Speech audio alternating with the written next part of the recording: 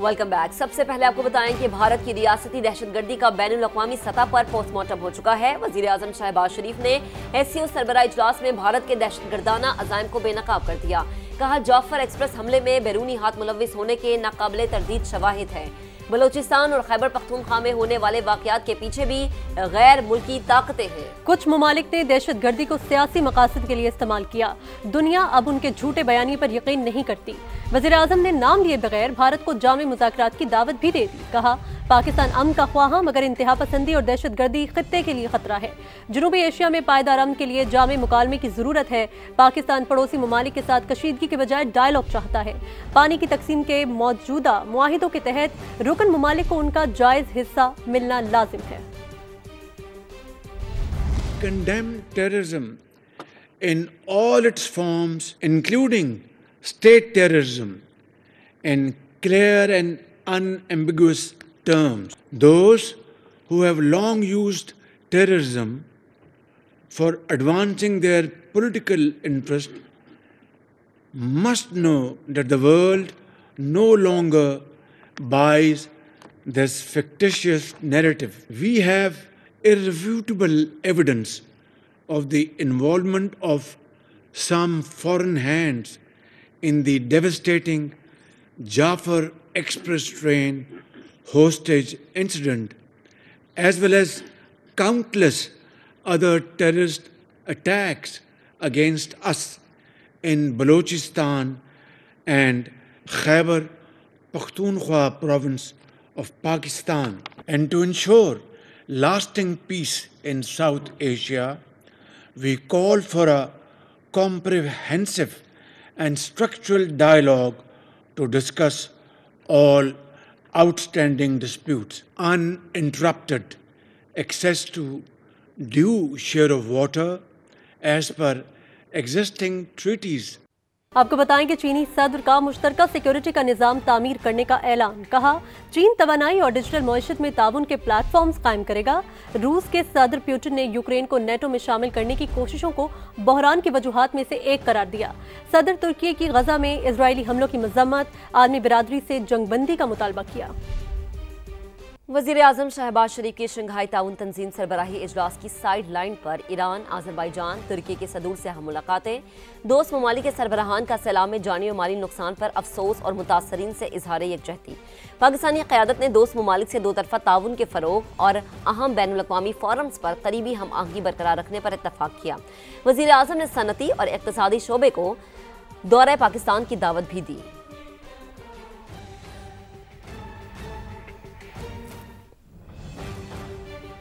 पाकिस्तान फिर शदीद बारिशों और तबाहकुन सैलाब की जद में है। 3 अहम दरियाओं में तुग़यानी से कीमती जानों का ज़िया हुआ। इंफ्रास्ट्रक्चर, फसलों और जानवरों को भारी नुकसान पहुंचा। वज़ीर आज़म शहबाज शरीफ का SCO इजलास से खिताब। कहा, आलमी बिरादरी खुसूसन चीन की यकजहती और ताउन पर शुक्रगुजार है।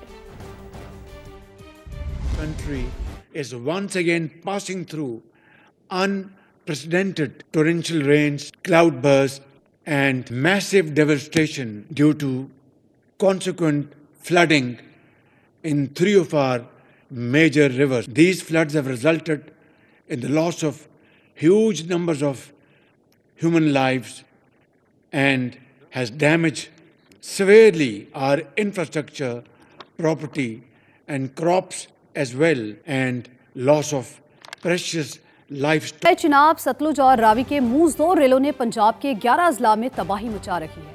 अब तक 2500 से ज्यादा देहात डूब चुके हैं। अमवात की तादाद 35 हो गई।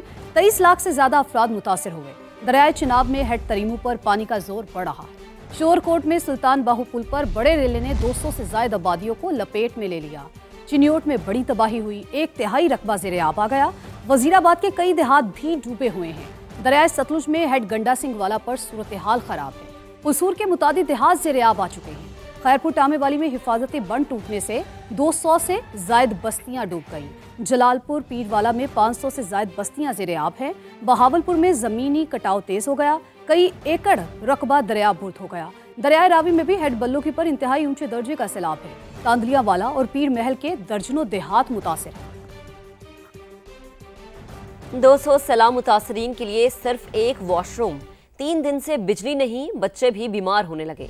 ये सूरत हाल है मुल्तान में, जहां 30 से जायद खैमा बस्तियां तो बना दी गई हैं मगर सहूलियात बिल्कुल भी नहीं है। मजीद बात करेंगे, अपने नुमाइंदे मोहसिन अली ने हमें ज्वाइन किया है। मोहसिन, क्या सिचुएशन है यहाँ पर? मुल्तान में 30 से ज़ायद खैमा बस्तियाँ बनाई गई। यहाँ पर लोगों की बड़ी तादाद, ख़वातीन, बच्चे यहाँ पर मौजूद है। लेकिन जो अब खैमा बस्ती बनाई गई है, इस वक्त मैं मौजूद हूँ बस्ती लंगरियाले खैमा बस्ती में, यहाँ पर सहूलियात का फुकदान है। एक तो यहाँ पर लाइट नहीं है, 3 दिन से यहाँ पर खैमा बस्ती लगी हुई है। शहरों की बड़ी तादाद जो सैलाब मुतासिर थे यहाँ पर मौजूद भी है। एक तो यहाँ पर लाइट नहीं है, दूसरा सबसे अहम मसला है पीने का साफ़ पानी भी नहीं है, और तीसरा यहाँ पर वाशरूम नहीं है। कुछ यहाँ पर लोग बैठे हुए हैं, बच्चों के साथ से पूछते हैं। सर, सहूलियात ये है कि हमें खाना तो मिल रहा है, वक्त का मिल रहा है, और बाकायदा इधर वाशरूम की बहुत किल्लत है हमारे लिए। तो बच्चे, ख़वातीन, मर्द हजरात, एक ही वाशरूम है इधर बना हुआ, उसी को इस्तेमाल करें। बहुत लंबी तादाद में लाइन होती, तकरीबन 200 से ज़ायद अफराद इधर ना मकीन है। तो इसलिए ये मसला हमारे लिए आ रहा है, और लाइट भी नहीं है हमारे पास। ये तो बहुत ज़्यादा मसला है। लाइट की वजह से मच्छर आ रहे हैं, बच्चों को काट रहे हैं, बच्चे बीमार हो रहे हैं, और कई बच्चों को तो अस्पताल भी मुंतकिल किया है, उधर उनका इलाज चल रहा है। जी बिल्कुल, यहाँ पर हर जितने भी लोग बैठे हैं उन सब की यही एक शिकवा है इंतज़ामिया से कि उन्होंने यहाँ पे कैंप तो लगा दिए गए हैं, लेकिन यहाँ पर सहूलियात यहाँ पर नहीं है, जिसकी वजह से बच्चे यहाँ पे बीमार हो रहे हैं। कुछ यहाँ पे ख़ानदान के लोग हैं, वो बच्चों को उठा के चिल्ड्रन अस्पताल है वहाँ लेके गए ताकि उनका इलाज किया जा सके। आपको बहुत शुक्रिया। बहावलपुर में भी यही सूरत हाल है, जहां दरिया सतलुज के सैलाबी रेले से मुतासर अफराद फ्लड रिलीफ कैंप्स में तो आना शुरू हो गए, लेकिन उन्हें रिलीफ नहीं मिल रहा। एहसन अंसारी से मजीद जानते हैं कि क्या मसाइल है। जी एहसन, बताइएगा।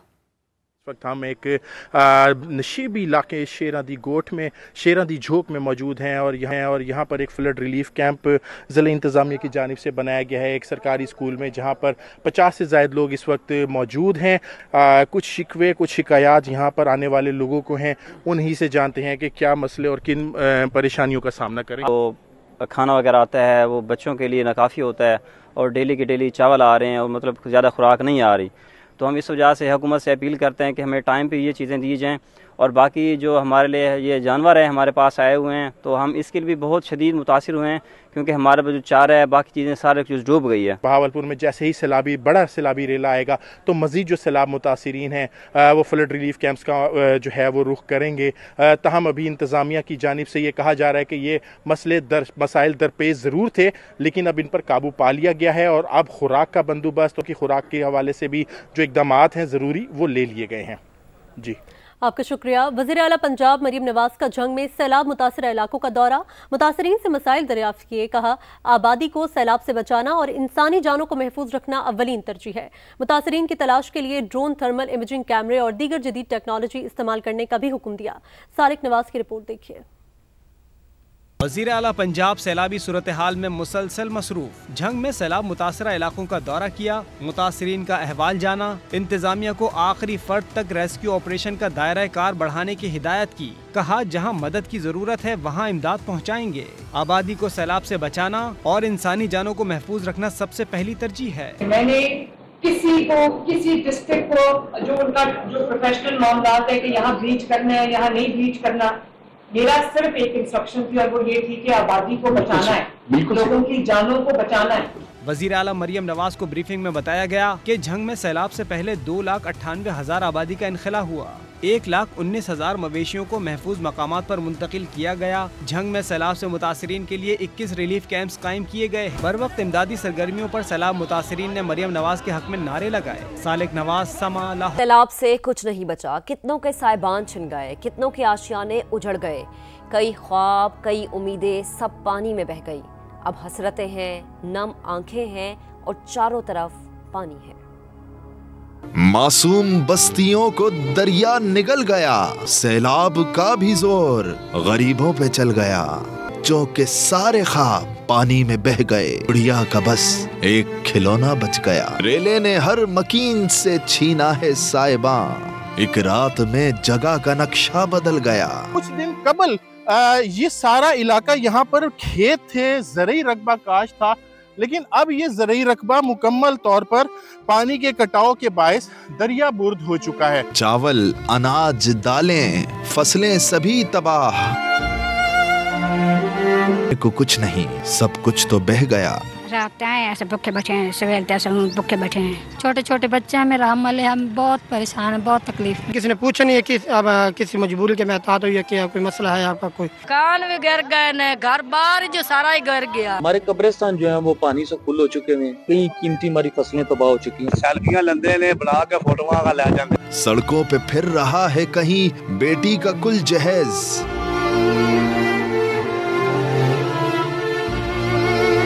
गुड़िया का भी सामान कमरे में गल गया। बड़ा मुश्किल है, असी निकल ही नहीं सकते पुत्र। तो समान कुड़ी दा बनया पिया, असी शादी करनी, समान बनया पिया, ना असी कड्ढन जोगे ना असी कुछ करन जोगे। कीमती सामान पड़ा है, फ्रिजेज हैं, आगे वॉशिंग मशीन है, बाकी जो दीगर जो होम अप्लायंसेज हैं वो उन्होंने जोड़ी नहीं है अपनी बेटी के लिए। ये दास्तान नहीं है किसी एक फर्द की, कितने गरीबों का घर बार लुट गया। और आपको बताएं कि वज़ीर आला खैबर पख्तूनख्वा ने कालाबाग डैम बनाने की हिमायत कर दी। अली अमीन गंडापुर ने कहा, पाकिस्तान के फायदे के लिए सबको एतमाद में लेकर ये इक़दाम उठाना चाहिए, इसको सुबाइयत या ज़्यादी फायदे के लिए इस्तेमाल नहीं करना चाहिए। पाकिस्तान का फायदा है तो पाकिस्तान के फायदे को पीछे नहीं धकेला जा सकता किसी की अपनी जाती या सुबाइयत या छोटे लेवल की किसी तरह की कंसर्न की वजह से।